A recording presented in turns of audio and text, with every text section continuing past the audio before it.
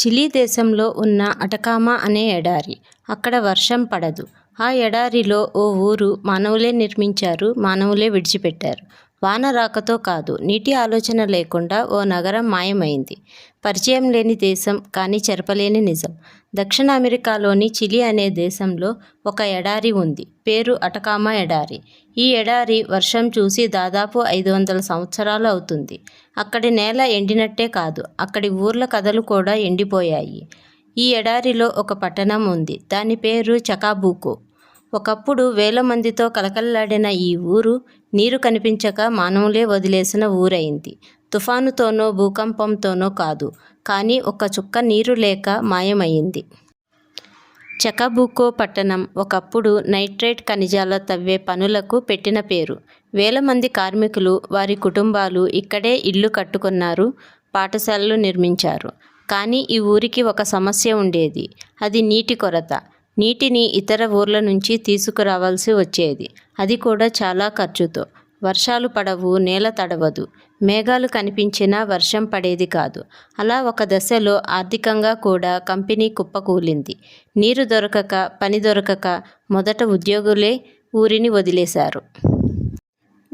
ఊరికి నీరు తీసుకురావడానికి కొత్త మార్గాలు ప్రయత్నించారు. కానీ ఎడారి ఎముకల మధ్య నీటి కోసం పోరాటం చేజారిపోయింది. బావులు తవ్వినా ఒక్క చుక్క కూడా పడలేదు. వెంటనే విద్యాలయాలు మూసివేశారు. దుకాణాలు మూతపడ్డాయి. ఒక్కొక్క కుటుంబం ఊరు విడిచింది. ఆ ఊరు నేడు ఖాళీగా నిలిచింది. గోడలుండొచ్చు, జీవాలు లేవు.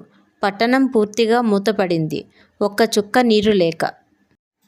ఈరోజు చకాబూకో పట్టణం చిలీ ప్రభుత్వ పరిరక్షణలో ఉన్న ఊరి పాలి చూపు.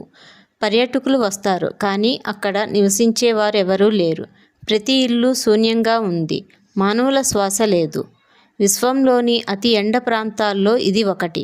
కానీ ఎండకే కాదు, నిర్లక్ష్యానికే ఊరు మాయమైంది. ఒక పట్టణం అభివృద్ధి కాదు, నీరు, ఆలోచన, మానవ బాధ్యత కలిస్తేనే నిలబడుతుంది. ఆ ఊరు గోడలు ముక్తంగా చెబుతున్నాయి, మేము నీటి కోసం, కరువు కాదు, దాహం పట్ల అనాసక్తికి మూలం. ఊరు నీరుతో బ్రతకదు, మనుషులతో బ్రతుకుతుంది. కానీ నీరు లేకపోతే మనుషులు ఉండరని మర్చిపోతాం. చకాబూకో నగరం మనిషి తలపెట్టిన ఊరు. కానీ నీటి మీద ఆధారపడకపోతే మానవత్వమే వదిలిపోతుంది. నీరు లేకపోవడమే కాదు, దాన్ని విలువ చేయకపోవడమే మూల కారణం. చకాబూకో మేము చూడలేదు, కానీ అది మనకు ఒక హెచ్చరిక. పట్టణాలు నిర్మించడానికి భవనాలు అవసరం కాదు, ఆలోచన, బాధ్యత అవసరం. ఇక్కడ ఊరు మాయమైంది. మరి మన ఊరు? నీటి బిందువు బతుకు బిందువుగా మారే ముందు మనమే మారాలి.